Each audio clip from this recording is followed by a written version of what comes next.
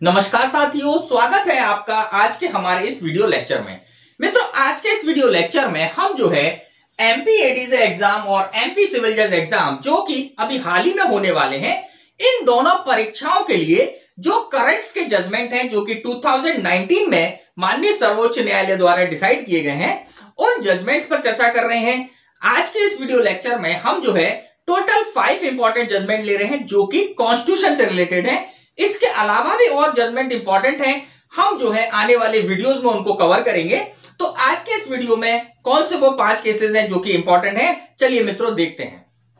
मित्रों, आज का जो हमारा सबसे पहला केस है वो है अनोखी लाल वर्सेस मध्य प्रदेश राज्य, जो कि 18 दिसंबर 2019 को डिसाइड किया गया। 18 दिसंबर 2019 को डिसाइड किया गया ऑनरेबल सुप्रीम कोर्ट के द्वारा। इस केस में ऑनरेबल सुप्रीम कोर्ट ने कहा कि निशुल्क विधिक सहायता प्रत्येक ऐसे अभियुक्त का विधिक अधिकार है जो स्वयं का अधिवक्ता नियोजित करने में असमर्थ है, और ऐसा अधिकार उसे संविधान के अनुच्छेद 21, 39A और इसी के साथ साथ सीआरपीसी की धारा 304 के अंतर्गत विधिक रूप से प्रदान किया गया है। तो इस केस के फैक्ट इस प्रकार थे, बात को समझिएगा कि इस केस के फैक्ट इस प्रकार थे कि अभियुक्त व्यक्ति पर जो है एक 9 वर्षीय बालिका का अपहरण के साथ साथ उसकी हत्या और हत्या के साथ साथ बलात्कार और आईपीसी के सेक्शन 377 के भी आरोप इसमें लगे थे। और इस मामले की खासियत यह थी कि यह मामला जो है 13 दिन के भीतर इसका विचारण कंप्लीट किया गया था। ओनली 13 डेज में जो है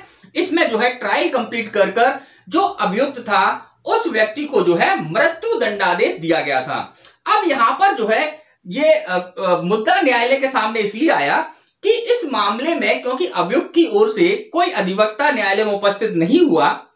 और न्यायालय ने जो है अभियुक्त के लिए एक न्याय मित्र जो है की व्यवस्था की, न्याय मित्र के लिए जो है एक व्यवस्था की जिसमें न्याय मित्र महोदय जो है उपस्थित ही नहीं हुए। कारण क्या था कि जिस डेट को इस मामले में आरोप विरचित किए जा रहे थे उसी डेट को न्यायालय ने जो है न्याय मित्र को जो है निर्देशित किया कि भाई आप इस मामले में उपस्थित हुइए, लेकिन उन महोदय को, एडवोकेट साहब को, न्याय मित्र महोदय को जो है पर्याप्त समय नहीं दिया गया केस को अध्ययन करने के लिए, स्टडी करने के लिए। तो ऐसी स्थिति में वह न्यायालय में उपस्थित नहीं हुए, लेकिन इसके बावजूद भी माननीय न्यायालय ने जो है इस मामले में मृत्यु दंडादेश जो है अभियुक्त को दिया और उस मृत्यु दंडादेश को उच्च न्यायालय द्वारा भी पुष्ट कर दिया गया था। अब यहां पर जो है यह केस जब अनोखी लाल केस जो है सर्वोच्च न्यायालय के समक्ष पहुंचा तो माननीय सर्वोच्च न्यायालय ने इस केस में यह कहा कि हर अभियुक्त का यह विधिक अधिकार है कि उसे जो है विधिक सहायता मिलनी चाहिए अगर वह अपना अधिवक्ता नियुक्त नहीं कर पाता है। और इस केस में क्योंकि जो न्यायमित्र महोदय थे उन महोदय को जो है पर्याप्त समय नहीं दिया गया, इसीलिए वह उपस्थित नहीं हुए। तो माननीय सर्वोच्च न्यायालय ने इस केस में यह बात कहते हुए मृत्यु दंडादेश को निरस्त कर दिया और इसी के साथ साथ जो है यह निर्देशित किया कि न्यायमित्र महोदय को अध्ययन का पर्याप्त समय देने के बाद इस विचारण को पुनः चलाया जाए और पुनः इस पर विचार किया जाए। तो यह केस जो है एमपी का केस है, बहुत इंपॉर्टेंट है, एडीजे एग्जाम के लिए भी इंपॉर्टेंट है और सिविल जज एग्जाम के लिए भी इंपॉर्टेंट है। अब इसके बाद जो हमारा अगला केस है राजेंद्र दीवान वर्सेस प्रदीप कुमार रानीवाला और अन्य, यह केस जो है 10 दिसंबर 2019 को 10 दिसंबर 2019 को ऑनरेबल सुप्रीम कोर्ट के द्वारा डिसाइड किया गया। बहुत ही इंपॉर्टेंट केस है। इस केस में पहले कहा क्या गया उसको समझेंगे, फिर हम फैक्ट्स को देखेंगे कि क्या फैक्ट्स थे इस केस के। तो इस केस में माननीय सर्वोच्च न्यायालय ने कहा कि संविधान के अनुच्छेद 226/227, मतलब आप सबको मालूम होगा 226, 227 में क्या है के अंतर्गत हाईकोर्ट को प्रदत्त शक्ति संविधान का आधारभूत ढांचा है, मतलब बेसिक स्ट्रक्चर है वो हमारे संविधान का। आर्टिकल 226 और आर्टिकल 227 के अंतर्गत जो हाईकोर्ट को जो शक्ति दी गई है वह हमारे संविधान का आधारभूत ढांचा है। हाईकोर्ट को इससे किसी संविधिक प्रावधान द्वारा अपवर्जित नहीं किया जा सकता, मतलब हाईकोर्ट को जो है किसी भी लॉ के द्वारा या किसी भी विधि के द्वारा जो है उसके इस अधिकार से अपवर्जित नहीं किया जा सकता। पहली बात माननीय सर्वोच्च न्यायालय ने कही। और इसके साथ साथ माननीय सर्वोच्च न्यायालय ने और क्या कहा? माननीय सर्वोच्च न्यायालय ने कहा कि उच्चतम न्यायालय के क्षेत्र अधिकार एवं शक्तियों पर कोई विधि केवल संसद ही बना सकती है। मतलब सर्वोच्च न्यायालय के जो अधिकार हैं, जो शक्तियां हैं, उनके संबंध में जो कानून या विधि बनाने का अधिकार है वह केवल संसद को है। कोई राज्य सरकार जो है, राज्य सरकार इस विषय पर विधि निर्मित हेतु विधायी सक्षमता धारण नहीं करती है। मतलब कि कोई राज्य सरकार जो है इस पर विधि बनाने के लिए सक्षम नहीं है। अब यहां पर केस क्या था, थोड़ा फैक्ट को आप समझिए। देखिए छत्तीसगढ़ जो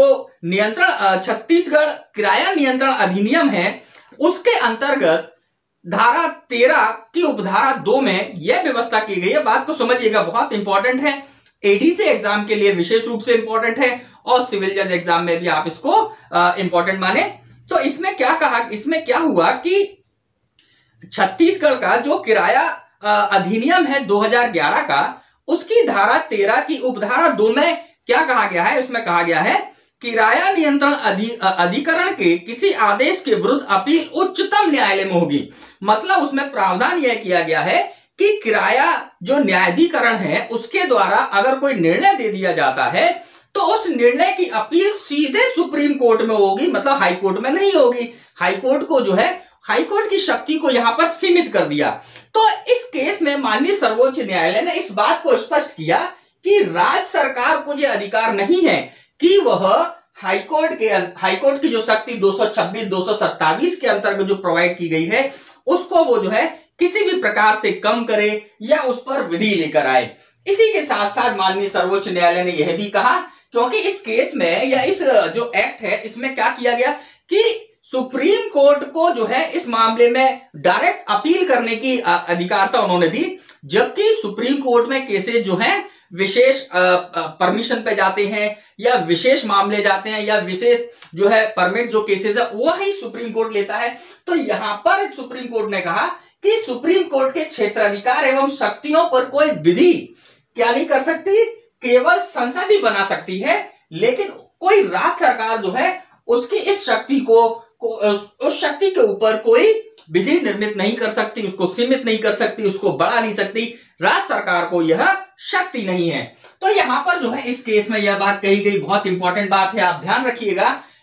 स्पेशली एमपीएडीसी एग्जाम के लिए इंपॉर्टेंट जो है केस लॉ है। मित्रों, जो हमारा अगला केस है वो है राजन वर्सेस गृह सचिव, तमिलनाडु गृह विभाग और अन्य। ये केस जो है 25 अप्रैल 2019 को 25 अप्रैल 2019 को ऑनरेबल सुप्रीम कोर्ट के द्वारा निर्धारित किया गया। इस केस में माननीय सर्वोच्च न्यायालय ने कहा कि दोषित अपराधी के दंड को कम करने की शक्ति और क्षेत्राधिकार सीआरपीसी की धारा 432, 433, सेक्शन 432 एंड सेक्शन 433 के अंतर्गत समुचित सरकार को ही प्राप्त है, केवल समुचित सरकार को ही प्राप्त है, ना कि न्यायालय को। अब देखिए इसमें क्या हुआ कि जब न्यायालय ने किसी व्यक्ति को किसी मामले में दोषित कर दंडित कर दिया गया है, दंडादेश दे दिया गया है, तो उस दंड को कम करने की शक्ति के बारे में न्यायालय ने कहा कि दंड को कम करने की शक्ति जो है न्यायालय के पास नहीं है। यह शक्ति तो सेक्शन 432 के अंतर्गत और सेक्शन 433 के अंतर्गत जो है समुचित सरकार के पास है। तो यहां पर जो है माननीय न्यायालय ने इस बात को डायरेक्ट करते हुए स्पष्ट किया। अब इस केस के फैक्ट क्या थे आप समझिएगा कि जो अपराधी था उस अपराधी को वो अपराधी जो है श्रीलंका का शरणार्थी था और उसको भारत में जो है अपराध के लिए धारा 302 और धारा 307 है ना, हत्या और हत्या के प्रयत्न के लिए जो है 3 बार दोषित किया गया, 3 बार उसको दंडादेश किया गया। अब यहां पर वो व्यक्ति जो है अपराधी जो है जेल में सजा काट रहा था और लगभग 29 साल की सजा काटने के बाद, ध्यान दीजिएगा कितने साल की, 29 इयर्स की सजा काटने के बाद उसने जो है माननीय सर्वोच्च न्यायालय में आर्टिकल 32 के अंतर्गत जो है न्यायालय में एक पिटीशन दायर करी और उसने न्यायालय से अनुरोध किया कि उसने जो है 29 वर्ष का कारावास भोग लिया है, अब उसके दंड को जो है कम कर दिया जाए। तो इस केस में माननीय सर्वोच्च न्यायालय ने कहा कि यह शक्ति जो है दंड को कम करने की शक्ति जो है यह शक्ति समुचित सरकार के पास है, कंसर्निंग गवर्नमेंट के पास है। यह शक्ति जो है न्यायालय के पास नहीं है। न्यायालय के पास जो है इसकी क्षेत्राधिकारता नहीं है। यह शक्ति जो है राज्य सरकार या केंद्र सरकार की है। जो भी समुचित सरकार उस मामले में जो भी जो है समुचित सरकार हो उसके पास यह शक्ति है। मित्रों, जो हमारा अगला इंपॉर्टेंट केस है वो है धीरज मौर्य वर्सेस माननीय उच्च न्यायालय दिल्ली 19 फरवरी 2020। मित्रों, यह केस जो है एचजेएस की परीक्षा से संबंधित है, हायर जुडिशियली एग्जाम से संबंधित है। इस केस में यह प्रश्न उत्पन्न हुआ कि ऐसे राज्य न्यायिक सेवा के सदस्य जो कि अपनी राज्य न्यायिक सेवा की नियुक्ति से पहले 7 वर्ष का विधि व्यवसाय का टाइम पीरियड पूरा कर चुके थे और जब उनका चयन राज्य न्यायिक सेवा में नहीं हुआ था उससे पहले वह जो है एचजेएस की परीक्षा, उच्च न्यायिक सेवा की परीक्षा के लिए योग्य थे, लेकिन उनका जब राज्य न्यायिक सेवा में चयन हो गया तो वह अयोग्य कैसे हो गए। तो यहां पर जो है भारत के कई राज्यों के जो राज्य न्यायिक सेवा के सदस्य थे, इन्होंने जो है पिटीशंस न्यायालय में लगाई। तो उन सब पिटीशंस को एक साथ यहां पर माननीय सर्वोच्च न्यायालय द्वारा निर्धारित किया गया। और इस केस में कहा क्या गया, कौन कौन सी इंपॉर्टेंट बातें, देखिए एमपी एचजेएस की एग्जाम के लिए बहुत इंपॉर्टेंट केस है। इस प्रकार के केसेस जो हैं, जो आपको 30 नंबर के जो जजमेंट पूछे जाते हैं उसमें यह केस इंपॉर्टेंट है। तो यहां पर जो है क्या कहा गया, सबसे पहले माननीय सर्वोच्च न्यायालय ने कहा कि आर्टिकल 233(2) मतलब अनुच्छेद 233 के उपधारा या उपखंड 2 के अंतर्गत ऐसे अधिवक्ता जो 7 वर्ष के वकालत का अनुभव रखते हैं प्रत्यक्ष चयन के माध्यम से जिला न्यायाधीश के रूप में नियुक्त किए जा सकते हैं। मतलब ऐसे एडवोकेट जो कि 7 इयर्स की प्रैक्टिस रखते हैं या 7 वर्ष का अनुभव जिनके पास है, उन्हें जो है आर्टिकल 233 के सब क्लॉज 2 के अंतर्गत जो है जिला न्यायाधीश के पद के लिए चयनित किया जा सकता है, उनकी नियुक्ति की जा सकती है। इसके बाद माननीय सर्वोच्च न्यायालय ने कहा कि राज्य के न्यायिक सेवा में कार्यरत सदस्य की जिला न्यायाधीश के पद पर नियुक्ति केवल पदोन्नति मतलब प्रमोशन के द्वारा या सीमित प्रतियोगी परीक्षा लिमिटेड कॉम्पिटिटिव एग्जाम जो कि राज्य न्यायिक सेवा के सदस्यों के लिए विशेष रूप से कंडक्ट की जाती है, इस परीक्षा के माध्यम से ही चयन किया जा सकता है। मतलब उनकी नियुक्ति जो है एचजेएस या जिला न्यायाधीश के पद पर जो है 2 ही माध्यम से हो सकती है। पहला पदोन्नति के द्वारा या फिर जो राज्य न्यायिक सेवा के लिए जो लिमिटेड एग्जाम होती है, लिमिटेड कॉम्पिटिटिव एग्जाम होती है, इन परीक्षाओं के द्वारा ही इनका जिला न्यायाधीश के पद पर चयन किया जा सकता है। इसके साथ जो है अगली बात उन्होंने कही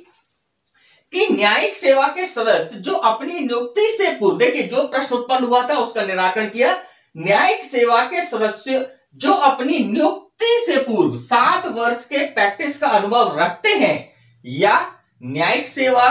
और व्यवसाय दोनों का मिश्रित 7 वर्ष के व्यवसाय का अनुभव रखते हैं, एक जिला न्यायाधीश के रूप में प्रत्यक्ष चयन हेतु आवेदन करने के लिए योग्य नहीं है। उन्होंने स्पष्ट कह दिया कि ऐसे न्यायाधीश, ऐसे राज्य न्यायिक सेवा के सदस्य जो कि चयनित होने से पहले, राज्य न्यायिक सेवा में चयनित होने से पहले जिनका 7 वर्ष का प्रैक्टिस का टाइम पीरियड पूरा हो गया था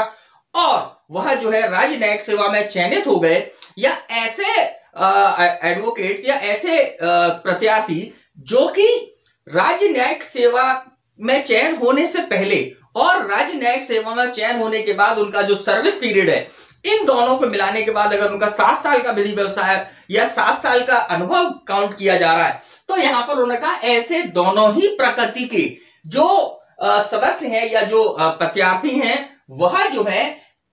हायर जुडिशरी का जो एग्जाम होता है, कह सकते हैं कॉम्पिटिटिव एग्जाम होता है, उसके लिए आवेदन करने के लिए ही अयोग्य, परीक्षा देने की तो बात दूर है, उसके लिए वह आवेदन ही नहीं कर सकते हैं, क्योंकि आर्टिकल 233 के सब क्लॉज 2 के अंतर्गत जो व्यवस्था दी गई है, वह व्यवस्था जो है जिला न्यायाधीशों के पद पर ऐसे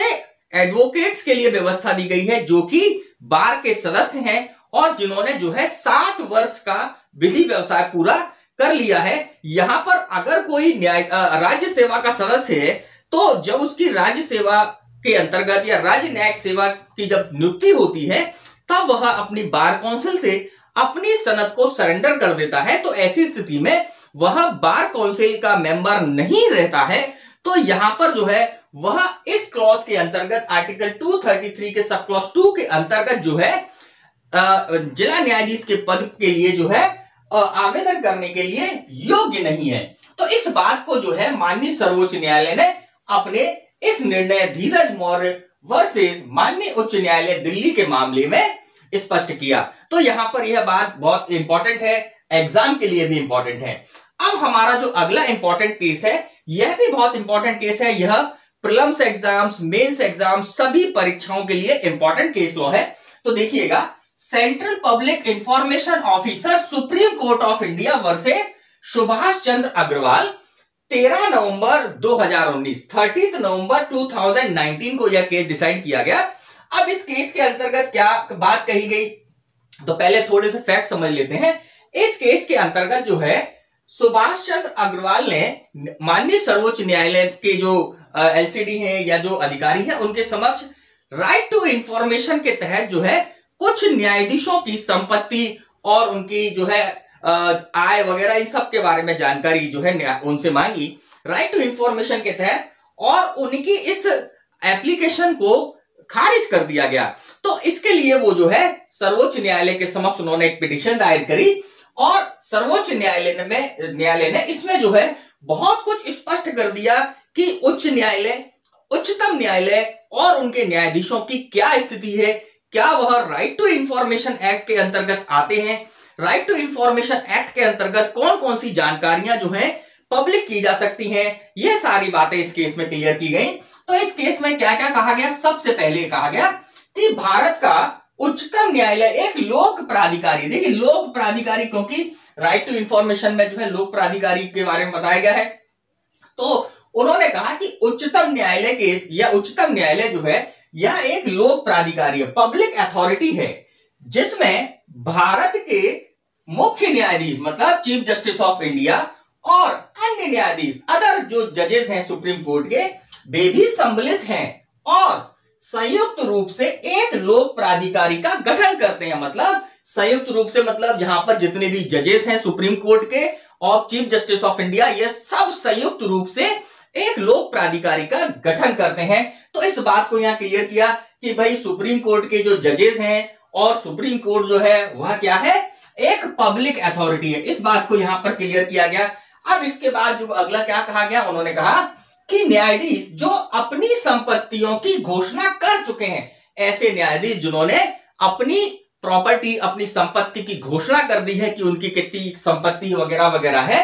उन्हें राइट टू इंफॉर्मेशन, सूचना के अधिकार के तहत सार्वजनिक किया जा सकता है। स्पष्ट कर दिया कि जब वो लोग अपनी संपत्ति की घोषणा कर चुके हैं तो ऐसी स्थिति में उनके बारे में उनके राइट टू इंफॉर्मेशन के तहत ऐसी सूचना को पब्लिक किया जा सकता है, इस बारे में कहा। लेकिन आगे यह भी कहा कि ऐसी सूचनाएं, किंतु अन्य सूचनाएं जो कि डिक्लेयर नहीं की गई हैं, जैसे किसी न्यायाधीश ने अपनी प्रॉपर्टी का जो है डिक्लेरेशन नहीं किया है और भी सूचना डिक्लेयर नहीं की है, तो अन्य सूचनाओं में तृतीय पक्ष भी अब अंतर्विष्ट है। मतलब ऐसी प्रॉपर्टीज के बारे में जिसके बारे में डिक्लेयर कर चुके हैं और ऐसी अदर सूचनाएं जिनका डिक्लेरेशन नहीं किया गया, अगर उनके बारे में अगर कोई व्यक्ति राइट टू इंफॉर्मेशन में जानकारी मांगता है तो वहां पर जो है तृतीय पक्ष का नियम लागू होगा। थर्ड पार्टी के जो रूल्स हैं कि भाई थर्ड पार्टी को कि वह जानकारी किसी तीसरे पक्षकार की है, तीसरी पार्टी की है, तो उसके संबंध में जो राइट टू इंफॉर्मेशन की धारा 11(1) के अंतर्गत सेक्शन 11 के सब क्लॉज 1 के अंतर्गत जो प्रोसीजर है उसको फॉलो किया जाना चाहिए और उसके बाद ही उसकी जो जानकारी है वो प्रकट की जा सकती है। मतलब यहां पर माननीय सर्वोच्च न्यायालय ने स्पष्ट कर दिया कि सुप्रीम कोर्ट के जो जजेस हैं, सुप्रीम कोर्ट के चीफ जस्टिस हैं, यह सब पब्लिक अथॉरिटी हैं और यह भी राइट टू इंफॉर्मेशन एक्ट के अंतर्गत आएंगे। और उनकी प्रॉपर्टीज, अगर उन्होंने जो है अपनी प्रॉपर्टी का डिक्लेरेशन, अपनी संपत्ति का ब्यौरा पहले ही अगर सार्वजनिक कर दिया है, पहले ही जानकारी दे दी है, तो ऐसी जानकारी को